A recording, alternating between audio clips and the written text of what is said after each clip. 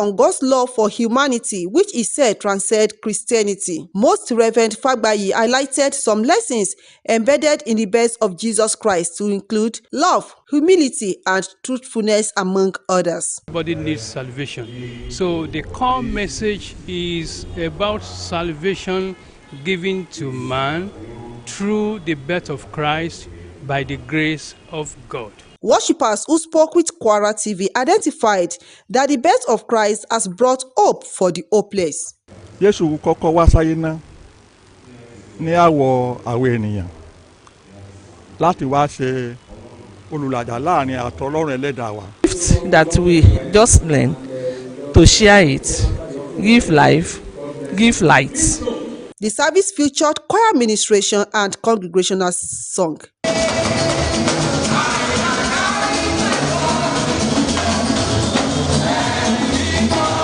Modukpiola Abioye, Kwara TV News. The Nigerian Association of Women Journalists, NAWJ, has felicitated with Christians across Nigeria as they commemorate the birth of Jesus Christ. The association extends its warm goodwill and best wishes to all Christians and Nigerians as they celebrate this joyous occasion. A statement by the National Chairperson and Secretary Aisha Ibrahim and Wasila Laden, respectively, says NAWJ describes Christmas as the season that embodies love, sacrifice, forgiveness, and peaceful coexistence, describing them as values that Nigeria urgently needs at this critical time in her national journey. NAWJ calls on Christians to use the season to fervently pray for the peace, unity, and progress of Nigeria and an end to banditry, terrorism, kidnapping, and all forms of violence that has continued to threaten lives, livelihoods, and national stability. The association also appeals to political leaders at all levels to uphold the principles of good governance, accountability, and transparency. NAWJ stresses that the fight against corruption, money laundering, and abuse of public trust must be intensified to enable sustainable development and restore citizens' confidence in leadership. NAWJ wishes all Christians a Merry Christmas and all Nigerians a peaceful and prosperous New Year. As on Christmas, the Catholic Bishop of Katsina Diocese, Gerard Mumman, has called on the federal government to urgently provide targeted support for farmers and rural workers and to strengthen micro, small and medium enterprises, MSMEs, through grants and soft loans, warning that taxation must not become a punishment for being poor. The Bishop made the appeal in his Christmas message titled, "Let Peace Be Born Again in Nigeria," delivered at a press conference held at the Katsina Catholic Church. He urged government at all levels to align economic policies with compassion, justice, and the welfare of the most vulnerable Nigerians, especially during the Christmas season. The Bishop lamented that while Nigerians continue to struggle with insecurity, inflation, and the lingering effects of fuel subsidy removal, public resources are increasingly diverted away from pressing social needs. He cautioned against fiscal measures that place additional burdens on ordinary citizens without addressing deeper structural leakages in governance and revenue management. He argued the policies lacking a human and compassionate face undermines social cohesion and contradicts the moral foundations of leadership. At some education matters, the federal government has agreed to a 40% pay rise for lecturers following the renegotiation of the 2009 agreement with the Academic Staff Union of Universities, ASU. ASU said the agreement was reached, bringing to an end an 8-year renegotiation process that began in 2017. The talks followed the failure to reveal the original 2009 federal government ASU agreement in 2012, which has made the union initiate so many industrial strikes in the past. ASU said the agreement addresses long-standing challenges, including poor funding, erosion of university autonomy, and brain drain. The union said the deal covers conditions of service, funding, university autonomy, academic freedom, and systemic reforms. The agreement also reaffirms existing pension provisions, granting professors a pension equivalent to their annual salary upon retirement at the age of 70, subject to defined service requirements. On funding, ASU said the agreement introduces a new budgeting template tailored to the peculiar needs of universities. ASU said the agreement will take effect from January 1, 2026, adding that it will be reviewed after 3 years. I will come back to Ilorin, the Kwara State capital, where the Ilorin Like Minds Foundation has effected changes in its leadership with the emergence of a business tycoon, Alhaji Lukman Inyoda, as the new president. He emerged following his nomination and affirmation along with other executives through a succession plan unveiled at the 2025 annual general meeting of the foundation. Babatunde Jimba has more. As the year 2025 winds down, members of the Ilorin Like Minds Foundation gathered in Ilorin, Kwara State capital, for the 5th annual general meeting of the group and elect a new set of executives to lead them. The outgoing president of the group, Alhaji Saheed Alakoso, had before the election of the new executives wrote out the scorecards of his leadership with an appeal to members to extend the same gesture of support and cooperation to the incoming executives. Alhaji Alakoso, who said the group remains committed to uplifting the less privileged in the society, apologized for any wrongdoing which might have been inadvertently done under his leadership. That there are some of our indigent students, some so brilliant students, that they have no wherewithal. We identify them, we give them support.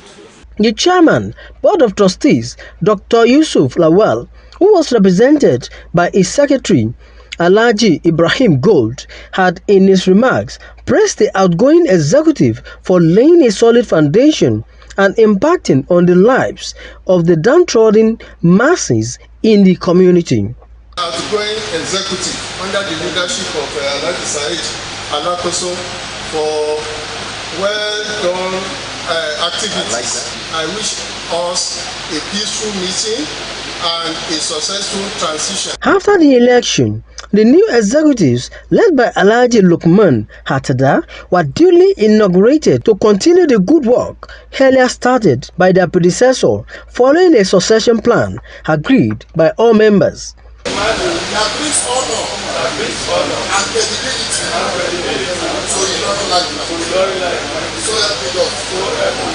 The new president, Alhaji Lukman Hatada, reaffirmed the commitment of the new executives to sustain and raise the bar in terms of having more impact in the life of the Ilorin community.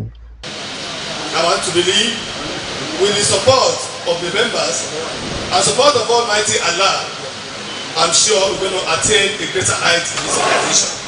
Other members who spoke to Kwara TV News reassured their support to ensure that the foundation is more visible in the community. What we are there for is for us to develop the emirate itself and Kwara State as a whole. And my wish is that Like Mind will grow to become a key player. The children of every member and some other children will imbibe this idea and take it to higher level. The election we are doing to pick a new leadership. Babatunde Jimba, Kwara TV News. And you watch Kwara State Television News. We go for a very short break. When we come back, we'll have more news for you. Please stay with us.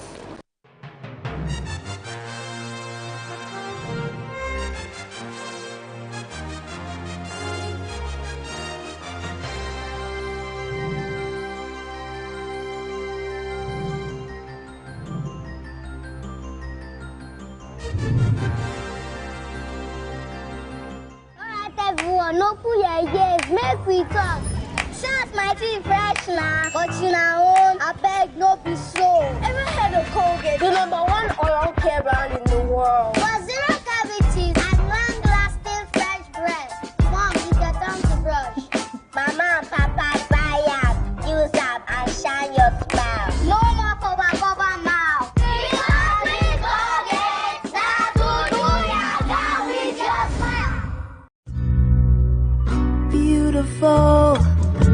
it's your name. Wonderful is what you are to me. Eba mi kira fún mama mi. Orisha mi yao, kò sí láé, bóyá. Every mom, a treasure beyond measure. 3 Crowns Milk. Healthy moms, happy families.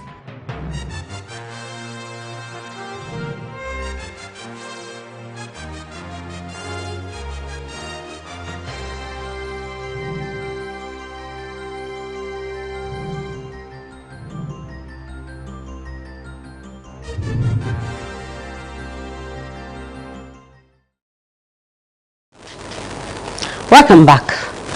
As Christians across Kwara State and Nigeria celebrate the birth of Jesus Christ, the spirit of the season is alive and vibrant in Ilorin. Kwara TV visited a Christmas celebration. Abdulateef Ahmed filed in this report, and his report is presented from our students. Families have taken advantage of the festive day to celebrate with their loved ones, using the opportunity to socialize. Kwara TV News visited a popular shopping mall in Ilorin, where some family members were seen doing last-minute shopping on Christmas essentials. Shoppers and workers who spoke to Kwara TV News said the celebration is a day to exchange gifts with loved ones. I'm excited. It's the birth of Jesus, so we are celebrating it all together. Your own money, you have to be the one. Like this morning, I had to cook before leaving the house to come to work. So it's just like a normal day, but at the same time, it's still a special day in my heart. But I still have to come out and work. I can't. Very happy. You're welcome, Jesus. Very happy. I need to buy something. I want to cook for Christmas celebration. Okay. I want to celebrate it. Kwara TV News also visited a popular children park at Irewolede in Ilorin, where hundreds of families were seen winding and celebrating in the spirit of Christmas. The park was filled with laughter and excitement as children participated in exciting activities such as swimming, bumper car, giraffe swings, horse riding, among others.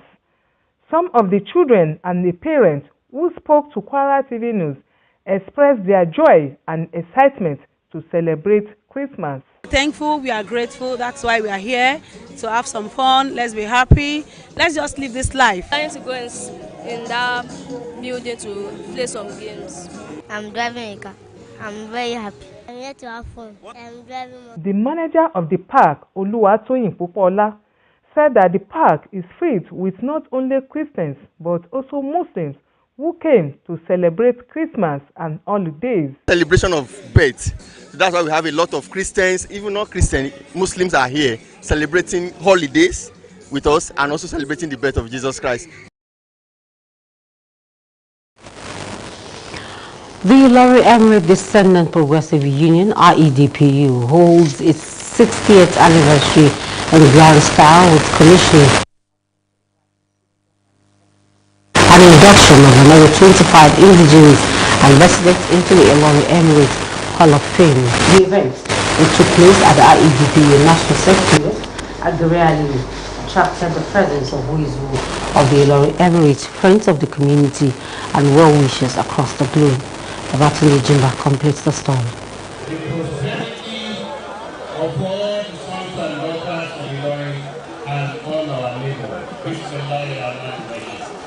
As the former socio-cultural organization championing the cause of unity and progress for the community, the Ilorin Emirate Descendant Progressive Union (IEDPU) marked its 6 decades of existence with the unveiling of a technology hub named after Emir Ibrahim Sulugambari and raised funds for other projects.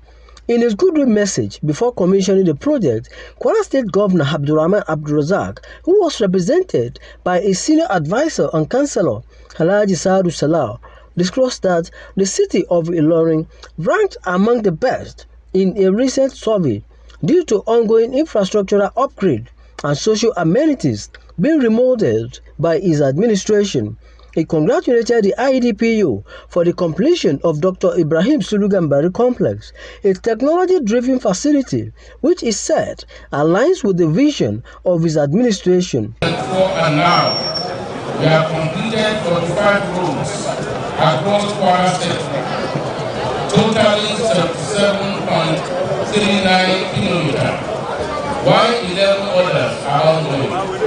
The IEDPU president, Alhaji Abdulmumin Abdul Malik, while presenting scorecards. Quran 16, I quote, "If ye will count up the peoples of Allah, never will you be able to number them, for Allah is often forgiving, most merciful." In the Lord, the family cannot count all our peoples. The guest speaker and Malami Ubandoma, Dr. Abdulkadir Obasholagberu, in his sermon at the event, urged the indigenes of Ilorin Emirate to unite and hold in high esteem the highly revered Sheikh Alimi House.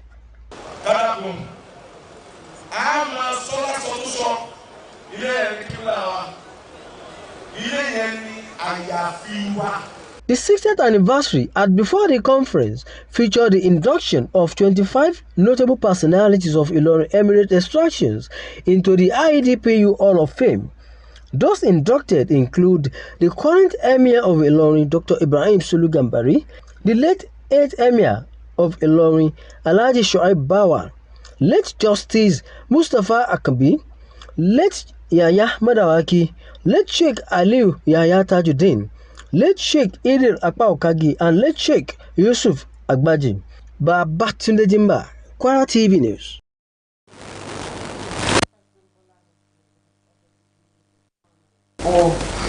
Immediate deployment of additional tactical security teams to Borno State to track down and apprehend those responsible for the bomb explosion at a mosque in Gamboru Market. This is contained in a statement issued by the Vice President Tima today, saying the direct team includes intensified intelligence gathering, surveillance and air security operations aimed at swiftly restoring calm and preventing further attacks in the area. They stress that security agencies have been placed on high alert and mandated to act decisively. Condemning the attack in strong terms, Tima described it as a despicable assault on innocent worshippers and a direct challenge to Nigeria's peace and stability, adding that the federal government will not tolerate any attempt to undermine public safety or national security. They extend condolences to the Borno State government, residents of Nigeria and parties affected by the attack, assuring them of federal government and support. Other questions concern Tinubu administration's unwavering commitment regarding lives, property and national, stressing that security remains and for the constitutional reform.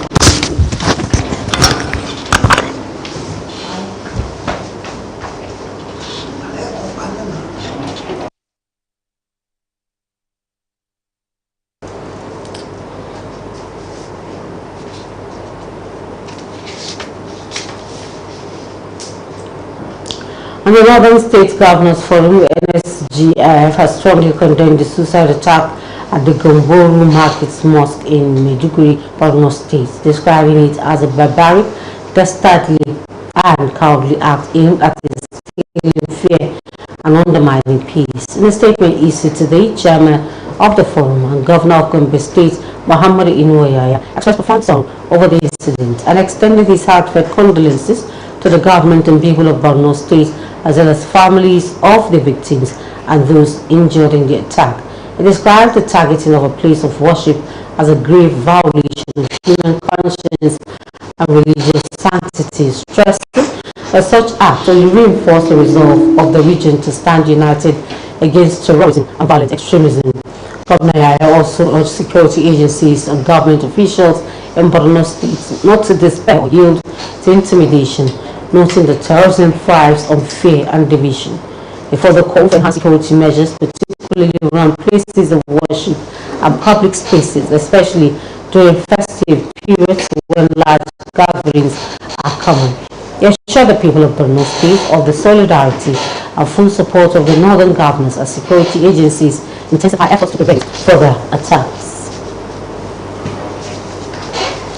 Muslim men have been advised to consider religion, good character and family background while choosing their life partner.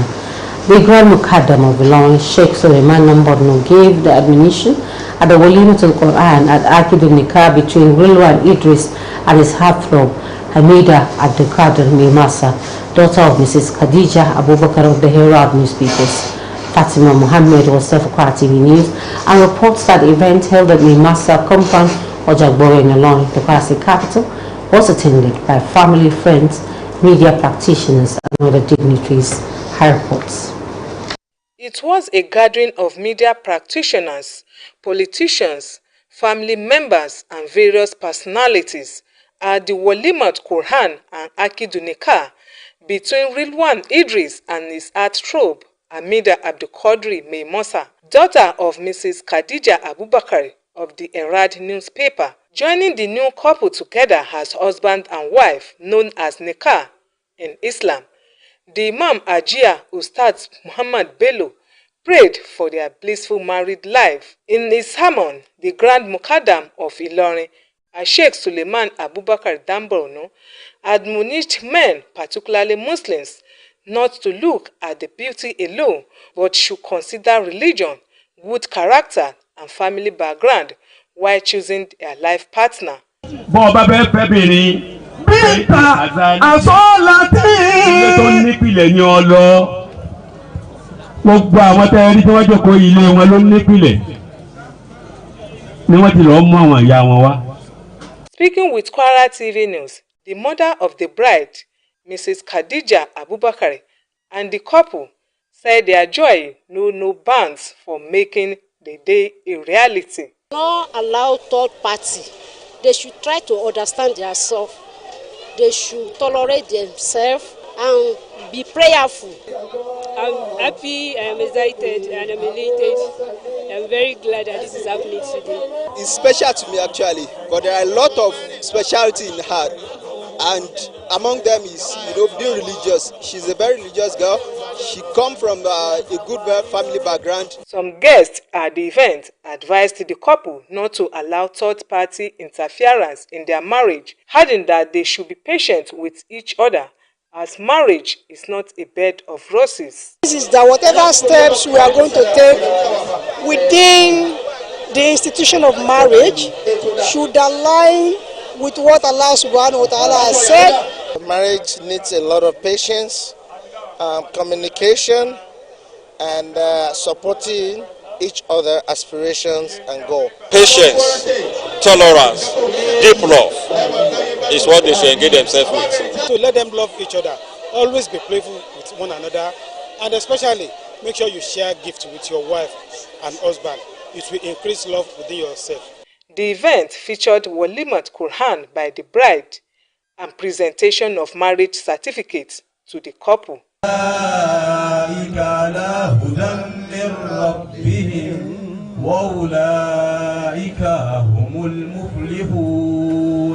Fatima Muhammad, Kwara TV News. We wish the couple a very happy married life. And on that note, we'll go for another break. When we come back, it will be time for sports and world news. Please stay with us.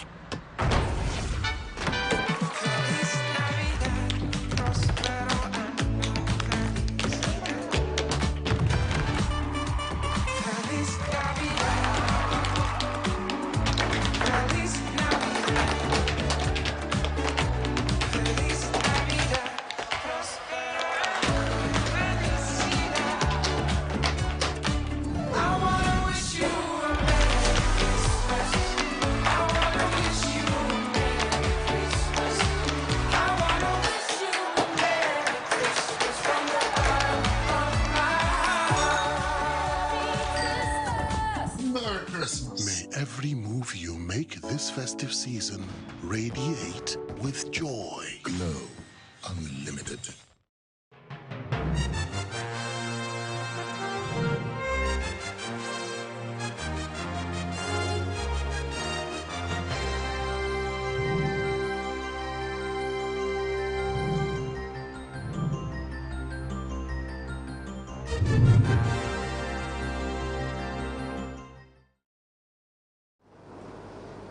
Welcome back. Now quickly to some sports news. The Super Eagles training session for today was behind closed doors. This was revealed by the team's media officer, Promise Efogi.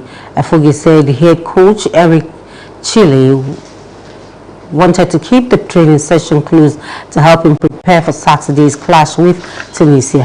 He disclosed that the official pre-match presser for the encounter will hold at First Stadium with Chile and Super Eagles captain Wilfred Ndidi in attendance.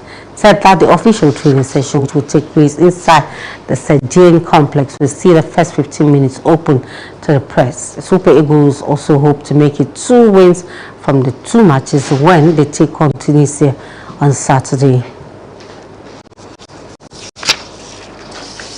At some world news, Kenyans have been protesting after roaming elephants killed 4 people over the past week in what experts describe as human-wildlife conflict driven by scarcity of vegetation. One elephant believed to have killed 2 people was shot dead in Kajiado County. The Kenya Wildlife Service urged calm and restraint. Preliminary observations indicate that the elephant involved had injuries consistent with spears and arrows, pointing to a possible prior confrontation. Residents have reported an increase in the number of elephants roaming the county, which experts attribute to competition for resources. Local authorities say the latest victim was a man attacked by an elephant while herding goats. The Kenya Wildlife Service pledged to strengthen prevention measures, improve early response, and reduce the risk of future incidents. And that report from Kenya concludes news for me. It's over to Ahmed Kwasana Tankwafu, who will be taking it in Nupi language. Kwasana. Thank you. Wait. Ganchi atukwa share labari nishi media labe agan be ejime Nupi na Ahmed Kwasana Tankwafu. Allah yejide dan lilayan sala Christmas na ide ifin ba ku na kede ni mon chiku yo etia chimode la ya memona de ama Jesus Christ de be ijena no chike labe kede muyi akini kete na ake tsaya rayi yendo jiben lokaci ne ga firayo na muyi bayan kakan wazu na ide tula ina etia du feji alila ni me Jesus Christ na madukola abeoye na de laiza chi loshi ne lori abun da chibe wuya nan latola kede ne mi yegbolo labai na bwa kishi ya church ne na igan living church de chi ga ekfun ga imam de lori abun na na yeduta kin kwara no pastor Kayode Martins ne mi wazu bon latola kede na wi ni ma lila Christmas na wi ni na de ngo ina zangi kwata de egizmo Christmas kwade agbaza tuna ebona chinwala yoyo na de amma Jesus Christ na make yinibe na de lawu etiam mem lokaci da etiam yegun na de Jesus Christ bebe ya bubo ya zangi je etiam tun le fijo na ma bia muke yini na ke lawu etiam egwafin amincho yen do fe so takani so gan bedoji ya mawe jelena ne mi ubolo e bagu ki lo takale liche ne mi takada yan John to yan Luko akibagan be takada Isaiah to banade Pastor Martin na ke latula kede ba ta sai da ado ne da gaskiya ganin be Jesus Christ na mu gikine etien na da Allah yiye to du fe lafiya da biya lokaci da na fida ne ebona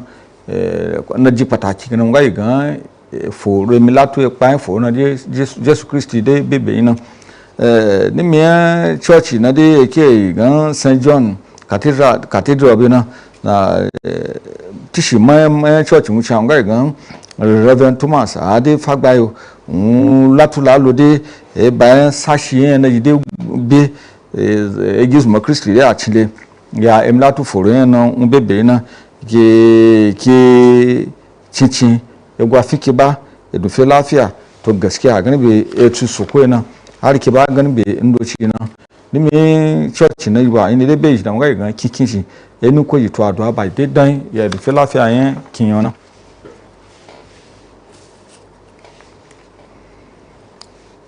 jine ilora abu no ngai gan na ngo gai de dan ngai gan ni egi na chien ele launch na de gan ilon Emirate Descendant Progressive Union na banade afedun yan atizo na da afedun na yezu shitachi na de aye kan dan etian kan meeting bona na banade gan Lekta Ibrahim Sulu Gambari complex no banabia ni me du femu chon ake eza kankan ne de kankai de me ne yegi machin lori abu ne jida lo za shibe gutsunan ake la chinwa ni mai de a tware anan du finna na de be ngai gan secretary ata na de ci gari ari me na ci ku za kankan de ye kan na jide yegi machin lori abu to ya ji to dangi de kakai nan nimi labari no ba ngai gan baba tunde ba na de dan na unshono la tulia kede nimi kalame ga mison ya lokaci na ya gwamna Abdurrahman Abdazakio na de zane da shawara ci na Alhaji Sa'adu Salahu de gikine ko sun ya no lo ya gani be zai tiyan yake ndo na de mulki de lo gwani kin kwara no kede alheri jibani wa kin kwara de jiban yan kando ne tie mawe du fela fe za anyi jona o machi la emisa ba ru ku de tula lu bayan gwala gen IEDPU na gani be emi ko de adan gwala gen shi ba na de afet na gan Lekta Ibrahim Sulu Gambari complex na kede na bia muke yini na abigi aya mawe du fela fe lokacin mulki ne fin ba ko wurana ni me za kalamiya za ne bi ngai gan Alhaji Abdul Mumin Abdul Malik na dai tishiyan na cin na jina latula e bayan ka kayan to alheri na dai ina na dai elwe gani be ino a ce aga ba to yana dai mulki na dai elwe wani kin ba kwara abu na elwe gani be ino ke dai zangi dai agi kin etin zuma to ya ina ke la umsha lo ye goro gan fayin be nan ni me zane dai ala ciwon toriya no nimi ya dufe mu chenon ngai gan eza chonchi etwen ilori abuna Lekta Ibrahim Sulu Gambari to kuchi nya na ye etutu tachi nya ilori abuna Alhaji Shuaibu Bawa kuchi Alikali Mustafa Akabi kuchi yaya Madawaki to kuchi Sheikh Aliu yaya Tajuddin to kuchi Sheikh Hidr Akpau Kaji to Sheikh to kuchi ngai gan Sheikh Yusuf Agbajo to eza kankan do cibe lo a shaga nan lokaci abu ci to suna yi zuwa nan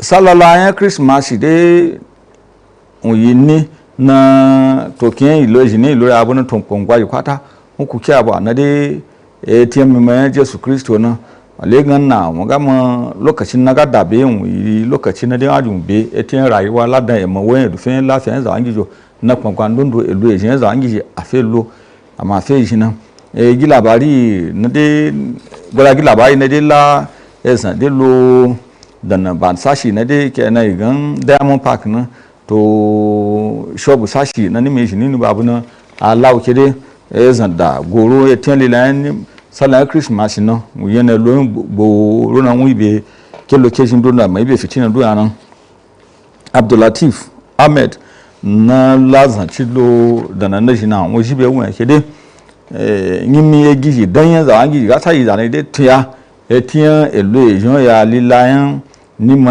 mana ebode chichina de adia za angi do jina to yambo fano machi latula kede ni ba na jide allot no ngai gan bana je ngai ga shop ka sashi ni me ji ni lora boto shop mun ci ko ba de ekun ji na jukore a shi to yan akun ji pata ndondo fe dazo e bude ni me le so la Christmas no kama ya zaide nga bata ganbe na latula kide sallah na hakika mun dabe yati ganbe lafiya amal fibo lulwanin make yi lokacin na lakafa da ndondo ya ajiriya to ya doji nan tsakanin abogan ya jogan be doji nan mu ci lobe a kide ba ni me ba an jula lona mun lai zalon ta kide ga gan ba na yi gina ne zo yi shegi ne gan na ci re wale do nan image ne lori abu nan ba na kama dan yin zawan gide yin me giji kwada a da fedu an do ce la sallan Christmas nan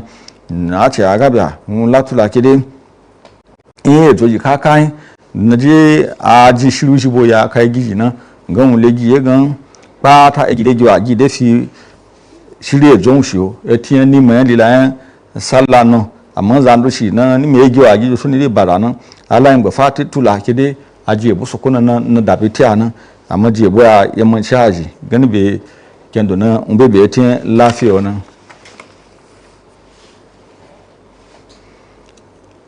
Allah ya ji dan uwan mi an kida abeke zanin dondo ga gi kikina wa mi nan ga cin lilo ege kawai ma yin zagi na ma mu cin lilo addini mu cin lilo tabiya ake ba ganin be gbere yin man ci pangwa babo yin egi nan ga wa yimi nan na nga igan na be edufe ya opana na de beje to banaje ajin walima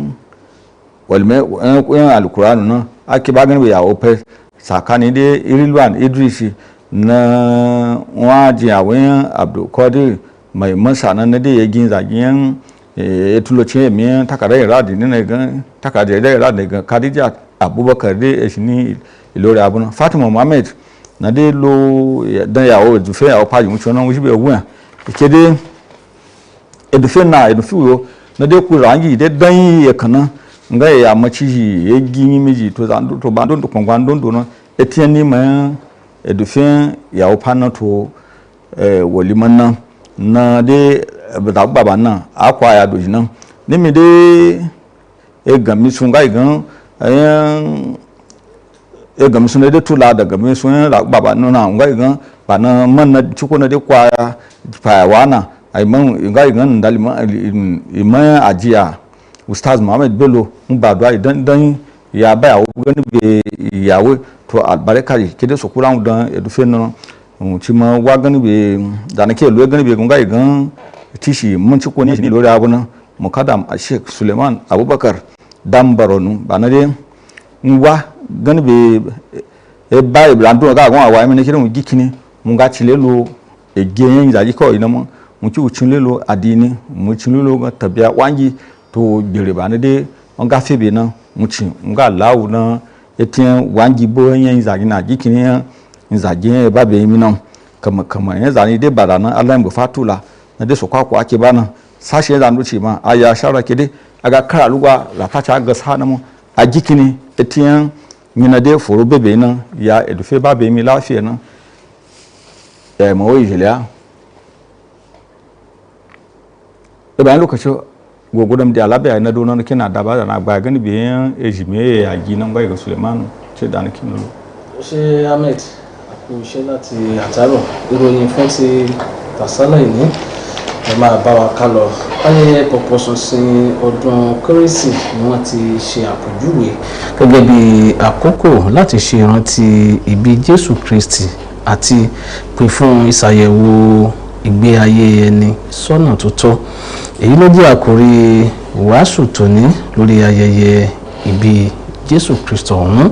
Mo dúpẹ́ Ọlá Abíóyè jábọ̀ wípé àwọn olùgbàgbọ́ ni wọ́n rọ̀ láti jìnnà sí ìwà ìṣẹ̀ gidigidi kí wọ́n sì ṣe ìtẹ́wọ́gbà ohun mímọ́ léyìí tí ẹni tí kò bá ní kò ní láǹfààní àti rí ojú Ọlọ́run.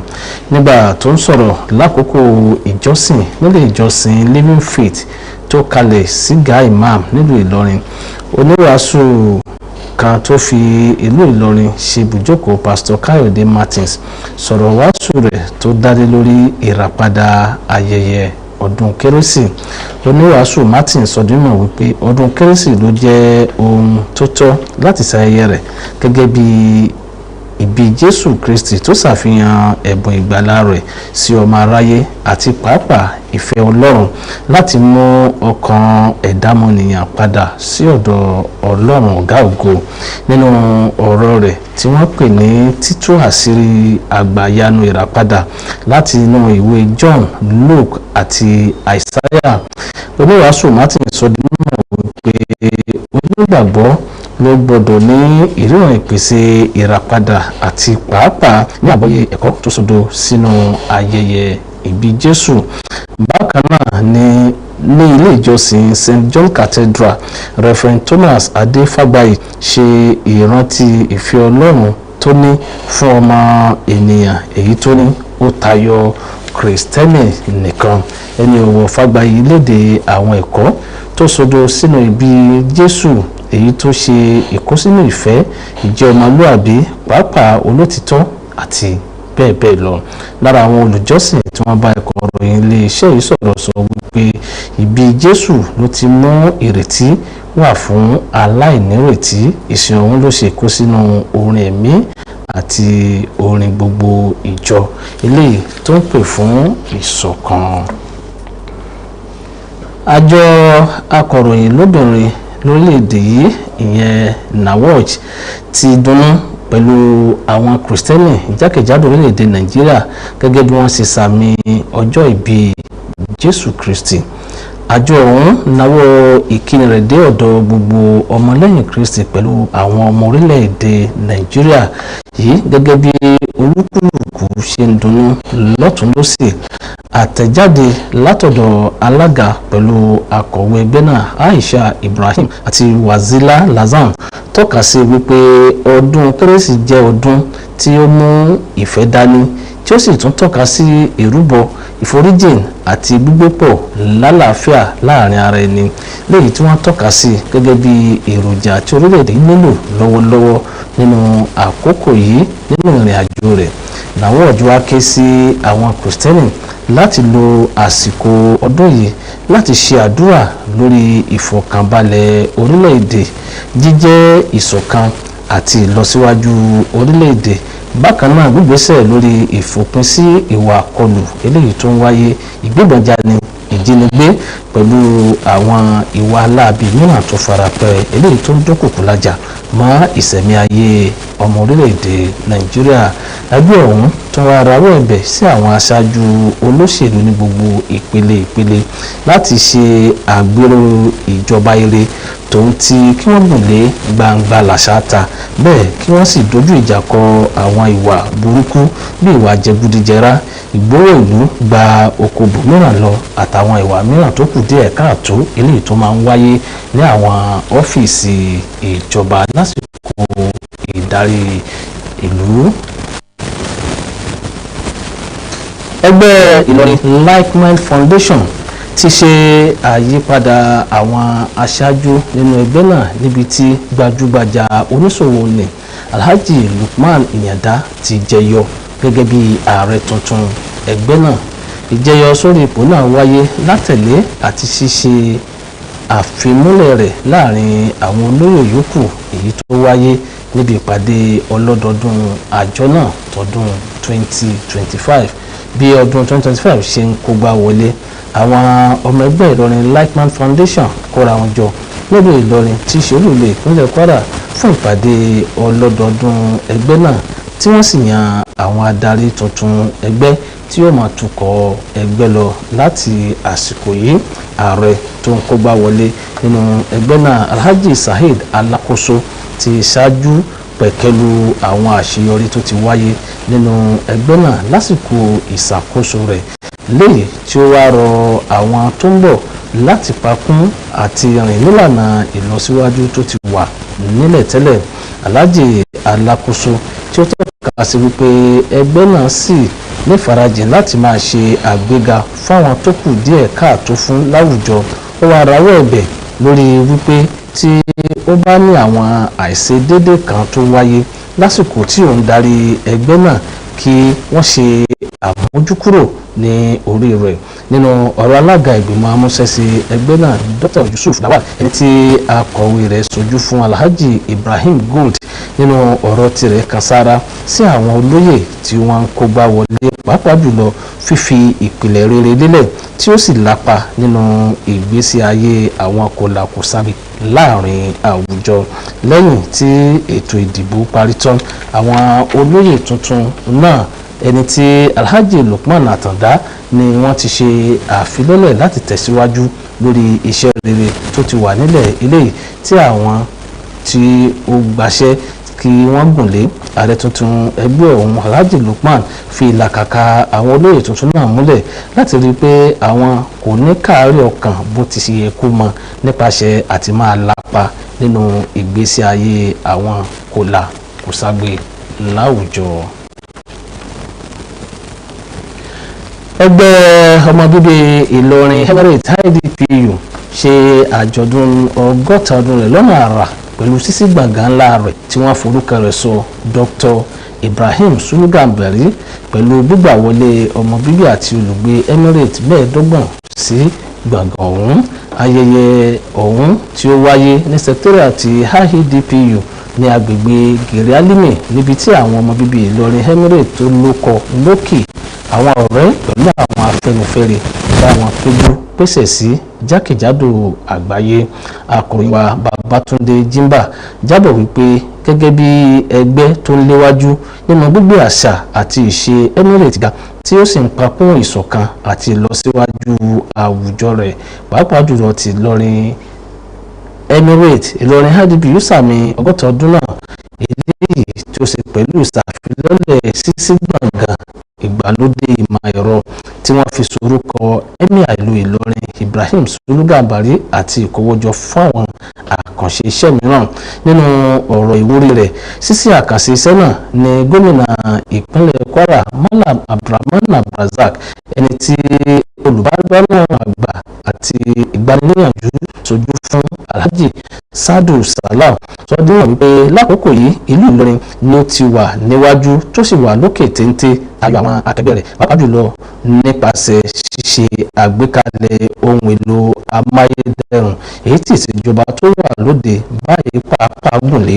Ó wá kí ẹgbẹ́ IDPU kú oríire lórí píparí gbọ̀ngàn ńlá náà, eléyìí tí ó tọ́ka sí wípé ó ṣe déédéé àfojúsùn èrò ìjọba. Nínú ọ̀rọ̀ ààrẹ ọmọ bíbí Ìlọrin Emirate Alhaji Abdulmumin Abdulmalik, nígbà tí ó ń sọ àwọn àṣeyọrí ẹgbẹ́ náà lábẹ́ ìdarí òun, ó fi ìdùnnú rẹ̀ hàn sí gómìnà lọ́pọ̀lọpọ̀ lórí àtìlẹ́yìn àti ìdásí rẹ̀, eléyìí tó mú kí ẹgbẹ́ náà ó lọ láì wo ẹ̀yìn wò. Lẹ́yìn náà ló tún rawọ́ ẹ̀bẹ̀ fún ìṣàgbékalẹ̀ ilé ìwòsàn, ààyè ìgbafẹ́ tó fọkànbalẹ̀ àti àwọn ọ̀nà tó dùn rìn sí àwọn àdúgbò tí wọ́n ṣẹ̀ṣẹ̀ ń dìde gbèrú ní Ìlọrin láti lè pakún ìdàgbàsókè tó ń ṣẹlẹ̀ lọ́wọ́lọ́wọ́ nílùú Ìlọrin. Nínú ọ̀rọ̀ àlejò pàtàkì ìjókòó náà, ẹni tí í ṣe Malami Ubandoma, nínú ọ̀rọ̀ ìṣítí rẹ̀ ló ti rọ àwọn ọmọ bíbí ìlú Ìlọrin Emirate láti wà ní ìṣọ̀kan kí wọ́n sì wà pẹ̀lú àjọ gbé ìgbésẹ̀ kí ó má ṣe tayọ ara wọn.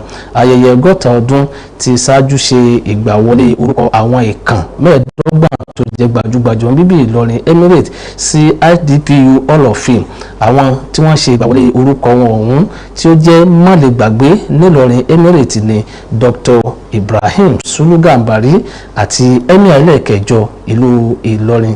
Bákan náà Alhaji Suhaib Bawa, olóògbé onídàájọ́ Mustapha Akanbi, olóògbé Yahaya Madawaki, olóògbé Sheikh Aliyu Yahaya Tajudeen, olóògbé Sheikh Hidir Apaokagi àti olóògbé Sheikh Yusuf Agbaji.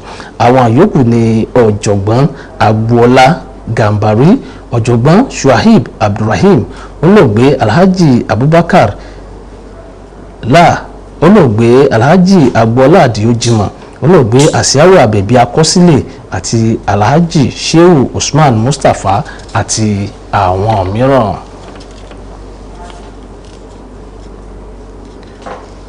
ṣe ni ayẹyẹ kérésìmesì rọ́kẹ̀kẹ̀ jákèjádò ìpínlẹ̀ Kwara àti lórílẹ̀‐èdè Nàìjíríà láti ṣàjọ̀dún ọjọ́ ìbí Jésù Kristi.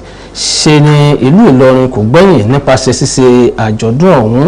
Ìkọ̀ròyìn iléeṣẹ́ móhùnmáwòrán ìpínlẹ̀ Kwara ṣàbẹ̀wò sí ọgbà Diamond láti mọ bí ohun gbogbo ṣe ń lọ ní àkókò yìí. Abdulateef Ahmed jábọ̀ ìròyìn wípé níṣe ni àwọn mọ̀lẹ́bí ló ràn án lo àǹfààní ọdún kérésìmesì láti fi ṣe àjọyọ̀ pẹ̀lú àwọn olólùfẹ́ wọn. Bákan náà ikọ̀ Kwara TV ṣàbẹ̀wò sáwọn ààyè ìtajà tó ṣe kókó nílùú Ìlọrin níbi tí a ti rí àwọn ọ̀pọ̀ ìdílé tí wọ́n ti ń rà fáwọn ẹbí wọn láti fi ṣàjọyọ̀ ọdún kérésìmesì. Ìròyìn nínú ọ̀rọ̀ àwọn òǹrajà àti òṣìṣẹ́ tí ó bá ìkọ̀ròyìn iléeṣẹ́ móhùnmáwòrán ìpínlẹ̀ Kwara sọ̀rọ̀ sọ wípé ayẹyẹ ọdún ọ̀hún wà fún láti fi ìfẹ́ hàn sí ara ẹni àti ìpàsípààrọ̀ ẹ̀bùn eléyìí tí ọdún kérésìmesì tí ó ṣe àkósínú rẹ̀. Lákòótán àmọ́ láti lọ sọ́dọ̀ àwọn mùsùlùmí lọ́kùnrin lóbìnrin láti wo tẹ̀sìn àti ìwà ọmọlúàbí àti mọ̀lẹ́bí tí wọ́n bá ti jáde láti yan ìyàwó wọn. Mọ̀kádàm àgbà ìlú Ìlọrin Sheikh Damboronu ló gbàmọ̀ràn náà níbi walimat Quran àti akidu nikah tó wáyé láàrin Lilian Idris àti olólùfẹ́ rẹ̀ Hamida Abdulkadri Maimasa tí í ṣe obìnrin fún ìyáàfin Khadijat Abubakar tí í ṣe òṣìṣẹ́ iléeṣẹ́ ìwé ìròyìn Herald. Akọ̀ròyìn wa Fatima Mohammed tí ó bá wọn pé síbẹ̀ jábọ̀ ìròyìn wípé ayẹyẹ ìgbéyàwó ọ̀hún wáyé ní agboolé Maimasa lọ́jà gbọ́rọ̀ nílùú Ìlọrin níbi tí ẹbí ará ọ̀rẹ́ àti àwọn ojúlùmọ̀ tó fi mọ́ àwọn onígẹ̀gẹ́ ara lákọ̀tún nípínlẹ̀ Kwara bá wọn péjú pésẹ̀ sí pẹ̀lú àwọn ìkàn mìíràn láwùjọ lásìkò tí wọ́n ń ṣe ìdàpọ̀ mímọ́ ọ̀hún láti sọ wọ́n di tọkọtaya lásìkò nìka Imam Ajia Ustaz Muhammed Bello ṣàdúrà ìbùkún fáwọn tọkọtaya méjèèjì náà.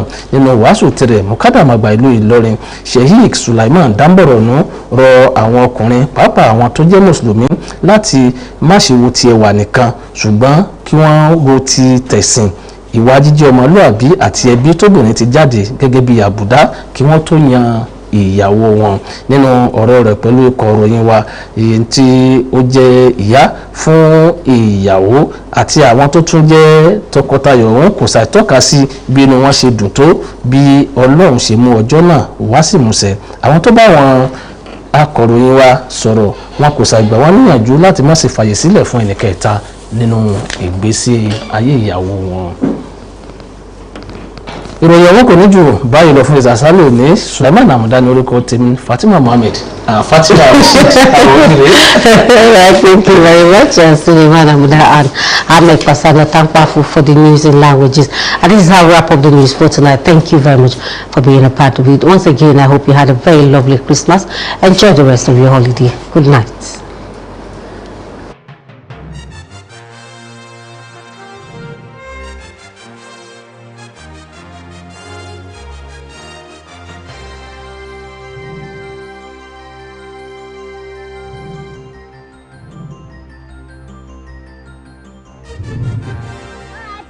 No put your ears, make we talk. Shout my teeth fresh now, but you know, I beg no be so. Ever heard of Colgate, the #1 oral care brand in the world? For zero cavities and long-lasting fresh breath. Mom, it's your time to brush. Mama and Papa buy up, use up and shine your smile. No more cover now. Because with Colgate, that's what do ya got with your smile.